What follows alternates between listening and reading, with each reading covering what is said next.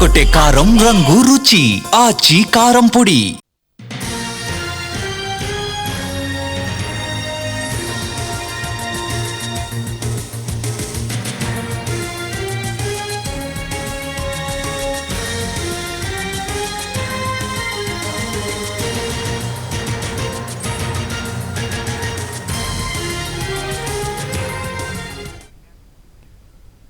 IBomma website నిర్వాహకుడు రవి అరెస్టుకు betting online gaming apps case దారి చూపించింది.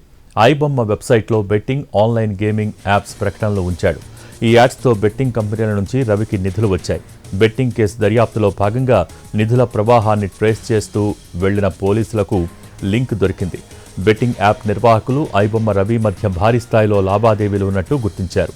ఐబొమ్మ వెబ్సైట్ నిర్వాహకుడు ఇమ్మడి రవి కేసులో కీలక విషయాలు బయటపడుతున్నాయి. రవి అరెస్టుకు betting online gaming apps case దారి చూపించినట్టు తెలుస్తోంది. ఐబొమ్మ వెబ్సైట్లో బెట్టింగ్ ఆన్లైన్ గేమింగ్ యాప్స్ ప్రకటనలు ఉంచి ఆయా కంపెనీల నుంచి భారీగా నిధులు అందుకున్నాడు.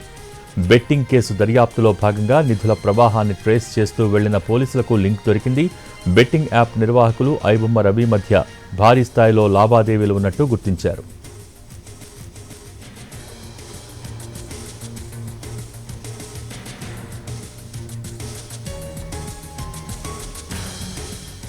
కూకట్పల్లిలోని రవి ఫ్లాట్లో పోలీసులు సోదాలు చేశారు. 3 కోట్ల నగదు, వందల కొద్దీ హార్డ్ డిస్కులు, ల్యాప్టాప్లు, మొబైల్ ఫోన్స్ స్వాధీనం చేసుకున్నారు. విశాఖకు చెందిన ఇమ్మడి రవి టెక్నికల్ ఎక్స్పర్ట్. ఎలాంటి సర్వర్ అయినా ఎంత సెక్యూర్గా ఉన్నా ఈజీగా హ్యాక్ చేయగలిగే టాలెంట్ ఉంది. కొత్త సినిమాలు భద్రపరిచే క్లౌడ్ ఫ్లేర్ను కూడా హ్యాక్ చేశాడు రవి. కొత్త సినిమాను డౌన్లోడ్ చేసి ఐబొమ్మ, బొప్పం వెబ్సైట్లలో అప్లోడ్ చేశాడు. కరేబియన్ దీవుల అడ్డాగా ఈ దందా చేశాడు రవి. తనను ఎవరూ గుర్తించకుండా చాలా జాగ్రత్తలు తీసుకున్నాడు. కానీ భార్య వేసిన స్కెచ్కి అడ్డంగా బుక్ అయిపోయాడు.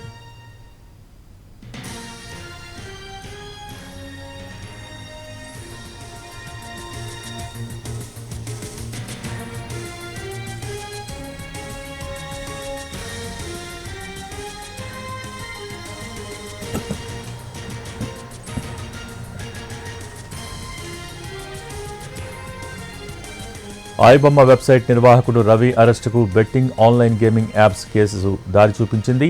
ఐబొమ్మ వెబ్సైట్లో బెట్టింగ్ ఆన్లైన్ గేమింగ్ యాప్స్ ప్రకటనలు ఉంచాడు. ఈ యాప్స్తో బెట్టింగ్ కంపెనీల నుంచి రవికి నిధులు వచ్చాయి. బెట్టింగ్ కేసు దర్యాప్తులో భాగంగా నిధుల ప్రవాహాన్ని ట్రేస్ చేస్తూ వెళ్లిన పోలీసులకు లింక్ దొరికింది. దీనికి సంబంధించి పూర్తి సమాచారం మా ప్రతినిధి రవి లైవ్ ద్వారా అందించేందుకు సిద్ధంగా ఉన్నారు. Ravi, over to you. Bhogi, Immadi Ravi arrest తర్వాత కీలక విషయాలు వెలుగులోకి వస్తున్నాయి. ఇమ్మడి రవిని నిన్న సిసిఎస్ పోలీసులు అదుపులోకి తీసుకొని సాయంత్రం వరకు విచారించారు. ఆ తర్వాత కోర్టుకు తరలించారు. 14 రోజుల రిమాండ్ కూడా విధించింది. అయితే మరోసారి తనను కస్టడీలోకి తీసుకొని విచారించాలని భావిస్తున్నారు. ఇమ్మడి రవి అరెస్టు తర్వాత తన ఇంట్లో సోదాలు జరిపినప్పుడు వందల కొద్ది హార్డ్ డిస్క్లను స్వాధీనం చేసుకున్నారు. ల్యాప్టాప్లు, మొబైల్ ఫోన్లను కూడా స్వాధీనం చేసుకున్నారు. కూకట్పల్లిలో ఉన్నటువంటి ఫ్లాట్ను కేంద్రంగా చేసుకొని ఇక్కడి నుంచే వెబ్సైట్లో అప్లోడ్ చేస్తూ వచ్చాడు. కరేబియన్ దీవుల్లో ఉంటూ అక్కడి నుంచి కూడా తన వెబ్సైట్కి సంబంధించిన కార్యకలాపాలు నడుపుతున్నాడు.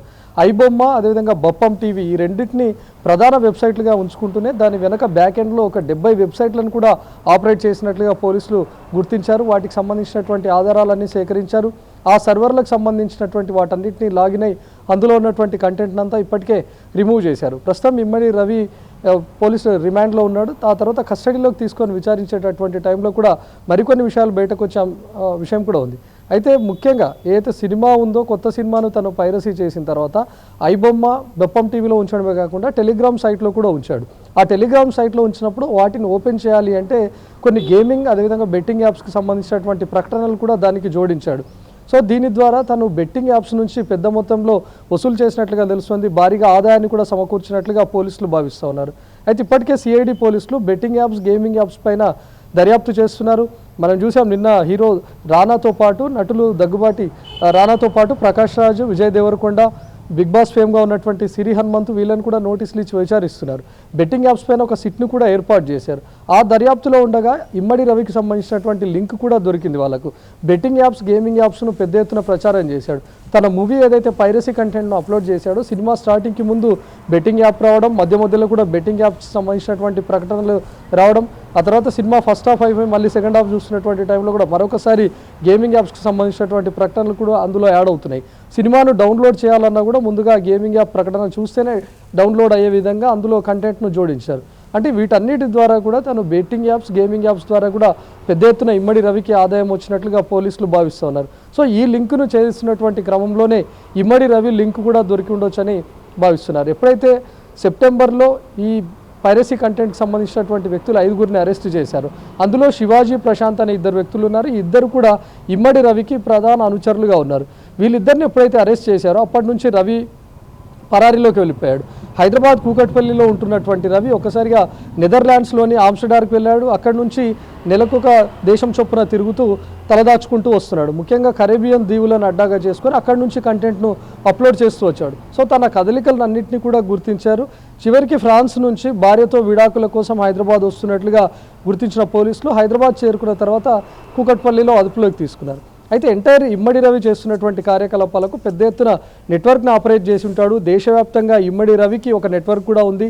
తనకు ఏజెంట్లుగా ఉండి పనిచేస్తున్నటువంటి వాళ్ళు కూడా ఉన్నారని పోలీసులు భావిస్తున్నారు. కాబట్టి ఇమ్మడి రవిని కస్టడీలోకి తీసుకొని విచారిస్తే వీళ్ళ నెట్వర్క్ అంతా కూడా ఛేదించవచ్చు. ఎవరైతే ఏజెంట్లుగా పనిచేస్తున్నారు, ముఖ్యంగా చెన్నైలో కూడా తెలుగు సినిమాలు విడుదల అవుతా ఉన్నాయి. చెన్నైలో ఉన్నటువంటి ఒక ముఠా సభ్యుని కూడా గతంలో పైరసీ కేసులో అరెస్ట్ చేసినప్పుడు వచ్చాడు. సో ఇలాంటి విధంగా మిగతా రాష్ట్రాల్లో కూడా కర్ణాటక కానీ లేకపోతే ఆంధ్రప్రదేశ్లో కానీ ఇంకా తనకు సంబంధించినటువంటి ఏజెంట్లు ఎవరైనా ఉండి ఉండొచ్చు, వాళ్ళ ద్వారా కూడా ఆపరేట్ చేస్తుండొచ్చు అని భావిస్తూ ఉన్నారు. ఇమ్మడి రవిని అరెస్ట్ ఇమ్మడి రవి కోసం దర్యాప్తు చేస్తున్నటువంటి క్రమంలో ఇమ్మడి రవి ఇదే ఐబొమ్మ వెబ్సైట్ వేదికగా పోలీసులకు ఒక సవాల్ కూడా విసిరాడు. నా కోసం గాలించకండి, నన్ను పట్టుకోలేరు, దమ్ముంటే పట్టుకోండి, ఒకవేళ పట్టుకోవాలని భావిస్తే మీ జీవితాలన్నింటినీ కూడా బయట పెడతాను, మీకు సంబంధించిన ఎన్నో విషయాలు నా దగ్గర ఉన్నాయి, వాటన్నిటిని బట్టబయలు చేస్తానని చెప్పి బెదిరించాడు. సో ప్రస్తుతం ఇమ్మడి రవి అరెస్ట్ అయ్యాడు. సో తన ఏజెంట్ల ద్వారా నిజంగానే తను ఏవైతే విషయాలు బయట పెట్టాలనుకుంటున్నాడో వాటిని ఏమైనా బహిర్గతం చేసే అవకాశం కూడా లేకపోలేదు. సో పోలీసులు ముందుగా ఏజెంట్లకు సంబంధించినటువంటి నెట్వర్క్ని అంతా పట్టుకోవాలి, ఆ నెట్వర్క్ను ఛేదించాలి అని చెప్పి భావిస్తున్నారు. సో ఎంటైర్ నెట్వర్క్ను ఛేదించాలంటే ఖచ్చితంగా ఇమ్మడి రవిని కస్టడీలోకి తీసుకోవాల్సినటువంటి అవసరం కూడా ఉంది. హైదరాబాద్ కూకట్పల్లిలో ఉన్నటువంటి అపార్ట్మెంటే కాకుండా వైజాగ్లో ఎంవీపీ కాలనీలో సెక్టార్ 7లో ఉన్నటువంటి తన ఇంట్లో కూడా హైదరాబాద్ పోలీసులు సోదాలు జరిపారు. తన బంధువులు, స్నేహితుల ఇళ్లలో కూడా సోదాలు జరిపారు. కీలకమైనటువంటి హార్డ్ డిస్క్లను కూడా స్వాధీనం చేసుకున్నారు. వాటన్నిటిని చెక్ చేయడానికి దాదాపు నెలల టైం పట్టే అవకాశం ఉంటుంది. వందలాది హార్డ్ డిస్క్లు కూడా దొరికాయి.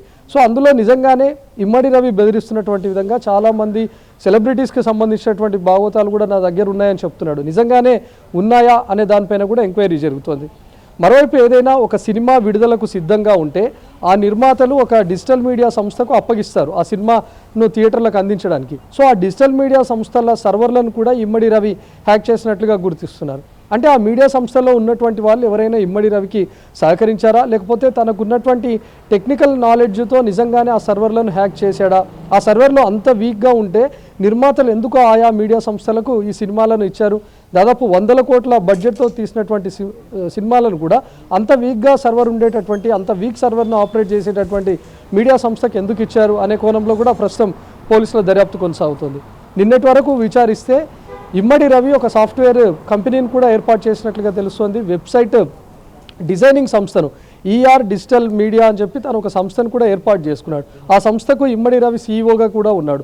సో ఆ సంస్థలో జరిగినటువంటి కార్యకలాపాలు ఏ విధంగా ఉన్నాయి, అందులో పనిచేసినటువంటి వ్యక్తులు ఎవరు అనే దానిపైన కూడా ప్రస్తుతం పోలీసుల దర్యాప్తు కొనసాగుతోంది. ఎంటైర్ రవికి సంబంధించి తను ఏర్పాటు చేసినటువంటి కంపెనీ కానీ, తనకున్నటువంటి నెట్వర్క్ కానీ, తనకున్నటువంటి ఏజెంట్ల వ్యవస్థ కానీ, తన ఇంట్లో దాచుకున్నటువంటి హార్డ్ డిస్క్లు కానీ, తను టెలిగ్రామ్ యాప్ ద్వారా బెట్టింగ్ యాప్స్, గేమింగ్ యాప్స్తో చేసినటువంటి కార్యకలాపాలు వీటన్నిటిపైన ప్రస్తుతం సిసిఎస్ పోలీసులు దృష్టి సారించారు. Bhogi. Okay, thank you Ravi.